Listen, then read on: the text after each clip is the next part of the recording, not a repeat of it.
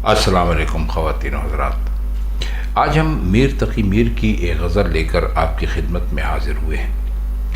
یہ غزل 3 اشعار پر مشتمل ہے، یا ہمارے پاس جو دیوان ہے اس میں اس کے 3 اشعار دیے ہوئے ہیں۔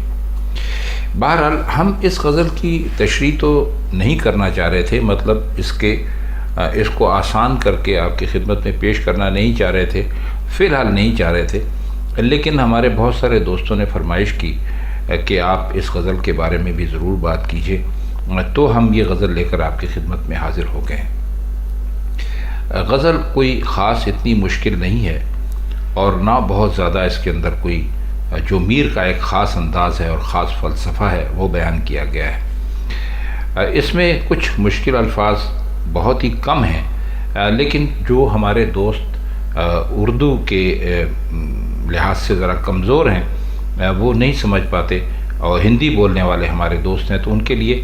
کچھ ایک آدھ لفظ جو مشکل ہے اس کے معنی ہم ضرور کر دیں گے۔ تو شروع کرتے ہیں۔ اس کا پہلا شعر ہے: بیتاب جی کو دیکھا، دل کو کباب دیکھا، جیتے رہے تھے کیوں ہم، جو یہ عذاب دیکھا۔ بیتاب کا مطلب آپ سب سمجھتے ہیں، بے چینی کو کہتے ہیں، اور جی کا مطلب ہے دل۔ اب انہوں نے یہاں پر کہا ہے کہ دل کو کباب دیکھا۔ دیکھیے، اکثر شعراء اپنے دل کو کباب کہتے ہیں، مطلب ان کے کہنے کا یہ ہوتا ہے کہ جیسے آپ گوشت کو انگاروں پر رکھتے ہیں، آگ پر رکھتے ہیں تو وہ بھن جاتا ہے، تو اسی طرح شاعر لوگ کہتے ہیں کہ ہمارے دل کو اس قدر جلن ہوئی، اس قدر تکلیف ہوئی، اسے اس قدر صدمے پہنچے، اور یہ سب کچھ یا دنیا کی طرف سے ہوتا ہے یا شاعر کے محبوب کی طرف سے ہوتا ہے، تو وہ کہتے ہیں کہ ہمارا دل اتنا جلا کہ وہ کسی کباب کی طرح ہو گیا۔ آپ جانتے ہیں کہ کباب کیسا ہوتا ہے، جب آگ پر گوشت کو رکھتے ہیں تو اس کا سارا پانی خشک ہو جاتا ہے، اور جو کچھ باقی بچتا ہے اس کو لوگ کھا لیتے ہیں، تو اس کو کباب کہتے ہیں۔ اور یہ جو پہلا مصرع ہے، یہ کوئی خاص اس میں کوئی جان ہمیں تو دکھائی نہیں دیتی، لیکن بہرحال میر صاحب نے لکھا ہے تو ہم ضرور اس کے ہم نے معنی کرنے کی کوشش کی ہے۔ لیکن اس کا جو دوسرا مصرع ہے اس میں کئی مطلب ہیں، یعنی جیتے رہے تھے کیوں ہم، جو یہ عذاب دیکھا۔ اب اس میں ایک سوال یہ ہے کہ ہم یہ عذاب دیکھنے کے لیے کیوں جیتے رہے، اور جب ہم نے ایسے ایسے عذاب دیکھے تو حیرت ہے کہ ہم زندہ کس طرح رہے، ہم کیوں جیتے رہے جو ہم نے ایسے ایسے عذاب دیکھے وغیرہ۔ تو یہ کچھ اس کے اندر کچھ سوال ہیں۔ اب شعر کا اگر مجموعی طور پر اس کا مطلب کیا جائے تو وہ ایک طرح سے اپنے آپ کو دکھوں اور تکلیفوں میں پڑا ہوا محسوس کرتے ہیں، تو کہتے ہیں کہ ہمیں تو کبھی چین نہیں ملا، ہم نے تو اپنے دل کو ہمیشہ بیتاب دیکھا، اپنے جی کو طبیعت کو بیتاب دیکھا، اور دل کو ہمیشہ جلتا ہوا پایا، اور کہتے ہیں کہ اتنی تکلیفیں سہنے کے بعد اگر ہم زندہ رہے تو بڑے حیرت کی بات ہے۔ جو کیوں کا لفظ ہے اس میں ایک طرح سے حیرت ہے کہ جیتے رہے کیوں ہم، جو یہ عذاب دیکھا۔ اگلا شعر دیکھتے ہیں: آباد جس میں تجھ کو دیکھا تھا ایک مدت، اس دل کی مملکت کو اب ہم خراب دیکھا۔ آباد آپ جانتے ہیں جس کے اندر آبادی ہو، لوگ رہتے ہوں، ہنسی ہو، خوشی ہو۔ مدت کہتے ہیں وقت کو، جو ٹائم کو کہتے ہیں، اور مملکت کا مطلب ہوتا ہے کوئی سلطنت یا کوئی ملک سمجھ لیجیے آپ اس میں۔ اب اس میں آپ کو ایک تھوڑی سی حیرت ہوگی، اس میں جو انہوں نے کہا ہے کہ اس دل کی مملکت کو اب ہم خراب دیکھا، ورنہ ہمارا اب تو اس طرح بولتے ہیں کہ بھائی ہم نے خراب دیکھا، لیکن انہوں نے اس میں سے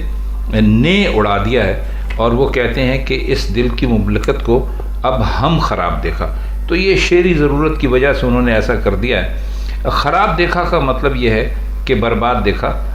تباہ دیکھا۔ وہ فرماتے یہ ہیں کہ بھائی اس میں تھوڑا سا ایک چھپا ہوا پہلو بھی ہے، یعنی معشوق ایک مدت تک دل میں آباد تھا، یعنی اس نے ایک طرح سے دل میں گھر کر لیا تھا۔ اب معشوق دل سے نکل گیا تو دل جو تھا وہ خراب ہو گیا، یعنی برباد ہو گیا، ویران ہو گیا، اب اس میں کوئی نہیں۔ اس کا مطلب یہ بھی ہو سکتا ہے کہ اب دل میں معشوق کی محبت نہیں رہی، اور یہ بھی ہو سکتا ہے کہ معشوق نے دل میں گھر بنا کر دل کو برباد کر ڈالا، اور جب دل برباد ہو گیا تو معشوق بھی اس میں نہ رہا، یعنی معشوق نے مجھے چھوڑ دیا یا میرے دل میں عشق کا حوصلہ ہی نہ رہا۔ اب جس اور اس سے یہ خیال بھی ہوتا ہے کہ کسی اور کے دل کی بات ہو رہی ہے، اور اپنے دل کی ایک طرح سے سخت جانی جو ہے اس کی طرف بھی اشارہ ہے کہ کیونکہ دل میں ایک مدت تک آباد رہا تھا اور اب جا کر ویران ہوا۔ اب اس کا جو آخری شعر ہے وہ عجیب و غریب ہے۔ لیتے ہی نام اس کا سوتے سے چونک اٹھے ہو، ہے خیر میر صاحب کچھ تم نے خواب دیکھا۔ چونکنا آپ جانتے ہیں کسے کہتے ہیں، اس کا مطلب کرنے کی ضرورت نہیں، اور جو خیر ہے میر صاحب کا مطلب ہے، ان کا مطلب ہے کہنے کا بھائی کچھ خیریت ہے، یعنی خیر ہے کا مطلب ہے کہ کچھ خیریت ہے، کچھ تم نے خواب دیکھا ہے، نہیں تم نے کوئی خواب دیکھا ہے۔ اب میر کی جو عشقیہ شاعری ہے اس میں ایک خوبی یہ ہے کہ اس میں عاشق اپنی جو روایتی جو ایک طرح سے جھوٹ ہی ہوتی ہیں، یعنی خود کو بتانا تیز بتانا، خود کو پاگل بتانا، آوارہ گردی کرنا، رونا پیٹنا، بدنامی کا ڈر، زخم کھانا، خود کو قتل کروا دینا وغیرہ کے ساتھ تو یہ نظر آتا ہے، لیکن جگہ جگہ کہیں پر وہ ایک عام جو روزمرہ زندگی کا انسان ہے وہ بھی نظر آتا ہے، جیسے وہ انسان جو شاعری کے جو اس قسم کے عاشق کے جو ایک ناول کے کردار ہیں ویسا نہیں ہے، اس کے علاوہ بھی ہے۔ تو اکثر ایسا ہوتا ہے کہ عاشق کی شخصیت یا اس کے حالات یا اس کی ذہنی کیفیت کو ظاہر کرنے کے لیے کسی اور شخص سے مخاطب ہوتا ہے۔ اس طرح آپ جانتے ہیں کہ جیسے افسانے لکھے جاتے ہیں یا کہانی لکھی جاتی ہے، کیریکٹرائزیشن کی جاتی ہے، اس میں ہوتا ہے۔ تو اس خصوصیت میں میر کا کوئی مقابلہ نہیں کرتا۔ یہ ایک ایسی بات ہے جس کا کہ دوسروں کے ہاں نام نہیں ہے، اور یہ جو شعر جس پر ہم بات کر رہے ہیں اس میں یہ خوبی پوری طرح آپ کو دکھائی دیتی ہے، یعنی شعر میں تمام ایسے اشارے موجود ہیں کہ دو آدمی آپس میں باتیں کر رہے ہیں، عاشق تھکا ہارا سو رہا ہے، اچانک گفتگو کے دوران معشوق کا نام کسی کی زبان پر آتا ہے اور عاشق چونک کر اٹھ بیٹھتا ہے۔ تو اس چونکنے پر جو رد عمل ہے وہ باقی ایسا ہوتا ہے، اور جو باتیں کر رہے ہیں وہ سمجھتے ہیں یا سمجھتے نہیں ہیں، بن رہے ہیں کہ عاشق نے کوئی پریشان کر دینے والا خواب دیکھا ہے۔ تو دوسرے مصرے میں جو ایک مکالمہ سا ہے وہ بڑا عمدہ ہے، اور پھر اشارے دیکھیے عجیب و غریب ہیں کہ عاشق کی نیند کچی ہے، نیند میں بھی اسے معشوق کا خیال رہتا ہے، عاشق کی زندگی کسی بہت پریشان خواب کی طرح ہے، وہ ٹھیک سے سو نہیں پاتا۔ بہت عمدہ شعر کا ہے۔ عاشق کے جو کردار کی جو ڈرامائیت ہے وہ عجیب و غریب ہے، یعنی کچھ سمجھ میں نہیں آتا کہ اس کو کس طرح لفظوں میں بیان کریں، اور یہ بھی ہو سکتا ہے کہ معشوق کا نام خود میر کی زبان پر سوتے میں آیا ہو اور نام لیتے ہی ان کی نیند ٹوٹ گئی ہو۔ تو ایسی صورت میں جو یہ مکالمہ ہے اس کی ایک نئی صورت پیدا ہوتی ہے کہ شاعر خود کو ایک ایسا شخص فرض کرتا ہے جو غیر ہے اور میر کوئی دوسرا شخص ہے۔ تو خواتین حضرات، یہ مختصر سی غزل تھی میر تقی میر کی جس میں مشکل الفاظ تو نہیں تھے، لیکن اس کے کچھ مطلب کرنے کی ہم نے کوشش کی۔ ہم آپ کو یہ بتاتے چلیں کہ ہم نے اس غزل کی جو مطالب آپ کے لیے کیے ہیں اس میں ہم نے مرحوم شمس الرحمن فاروقی صاحب کی